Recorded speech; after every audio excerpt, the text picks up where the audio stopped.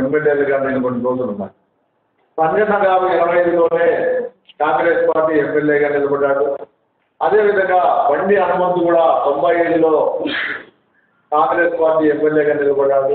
ఈయన వచ్చిన తర్వాత బీసీలందరినీ అనగదొక్కి బీసీలు ఎవరు పైకి రానికుండా ఈయన ఒకటే వాళ్ళకు అడుగులకు మడుగులతో ఈ దినం అధికారంలో ఆయన ఉంటే నేనున్నాను, ఎవరో ఈ జిల్లాలో లేరని చెప్పడం చాలా బాధాకరం. కాబట్టి మేయర్ గారు మీరు మాట్లాడేప్పుడు వాళ్ళను కించపరిచే విధంగా మాట్లాడొద్దని చెప్పి నేను చెప్తున్నాను. అదేవిధంగా సిఆర్టీ గురించి మాట్లాడే అత్యేం లేదు. ఎందుకంటే నీ రాజకీయ ఎదుగుదలకు ఆయన కూడా ఒక వ్యక్తి. నువ్వు ఈ దినం ఈ చేతిలో ఉన్నావంటే ఆయన కూడా ఒక కారణం. మీ తండ్రి తల్లులను అడిగితే రామచంద్రయ్య మీ కుటుంబానికి ఏం చేశాడో, మీకు రాజకీయంగా ఏ విధంగా మీ పెద్దనాయన అయితేనేమి మిమ్మల్ని అయితేనేమి ఆదుకున్నాడనేది తెలుస్తాను. అదేవిధంగా రామచంద్రయ్య ఒక పెద్ద మేధావి. ఆయన 2 మాటలు పార్లమెంట్ సభ్యులుగా పార్లమెంట్లోనే వాజ్పేయి ప్రభుత్వంలో వాజ్పేయి ప్రభుత్వం రోజులు ఎన్నో ఉన్నాయి. అటువంటి వ్యక్తిని పట్టుకొని ఆయనకు అప్పుడు ఏ ప్రభుత్వం చేసింది అనేది కూడా తెలియనట్టు నువ్వు మాట్లాడుతున్నావు. అది చాలా బాధాకరం. నువ్వు తెలుసుకోవాల్సిన అవసరం ఉంది. రామచంద్ర గారిని గురించే స్థాయి నీకు ఎవరు కూడా లేదు.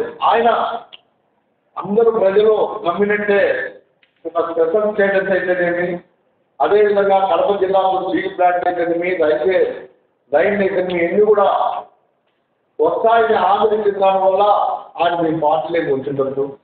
మీ పార్టీలోకి వచ్చిన తర్వాత మీరు ఎమ్మెల్సీ ఇచ్చారు, ఆయనే అడగనే అయిపోతుంది. మీరు ఇచ్చారు, ఇచ్చి ఆయన సబ్మిట్ చేశారు.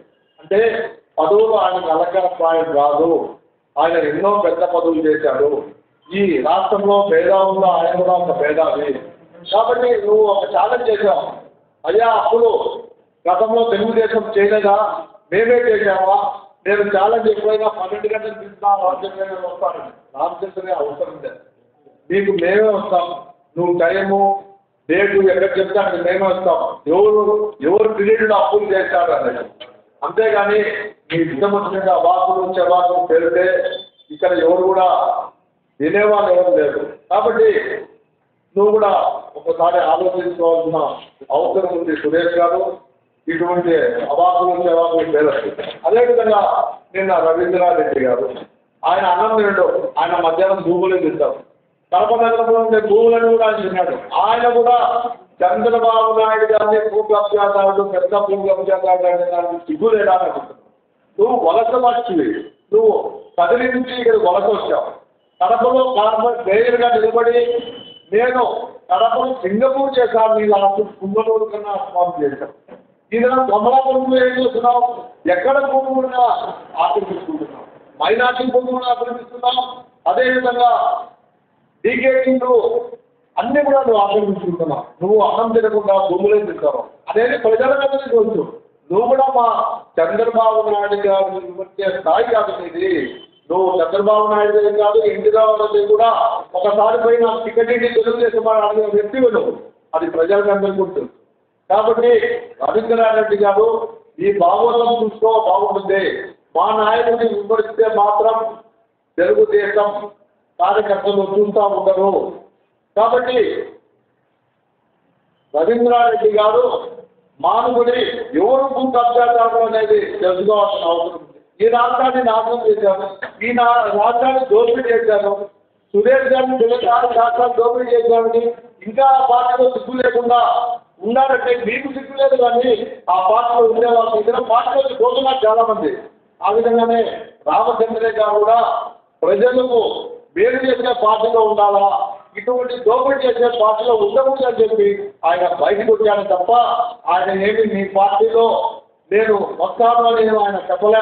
మీరే తెలుసుకున్నారు. ఆయనకు ఎమ్మెల్సీ ఇచ్చింది మీరే.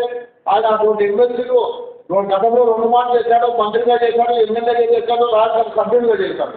అన్ని పదవుల్లో కూడా ఆయన ప్రశంసలు పొందినాడు. కాబట్టి నువ్వు ఆయన మధ్య స్థాయి లేదు. కాబట్టి సురేష్ గారు నువ్వు బీసీలకు వెంటనే క్షమాపణ చెప్పు, రామచంద్ర గారికి వెంటనే క్షమాపణ చెప్పు. ఎందుకంటే నువ్వు మాట్లాడే మాటలు ఒకసారి వెలికి తెచ్చి చూసుకుంటే నీకే అర్థమవుతుంది అని చెప్పి నేను తెలియదు. ఈ పార్టీలోకి వస్తానని అడుగుతున్నాడు. అవినీతి పనులైన కార్పొరేషన్ మేము తీసుకుంటామండి. మీ దగ్గర మీద చుట్టూ ఉండేది అవినీతి పనులు, దౌర్జన్యంగా గెలిచిన వాళ్ళు, ప్రజలు ఓటేస్తే గెలిచిన వాళ్ళు ఇవ్వడం లేదు.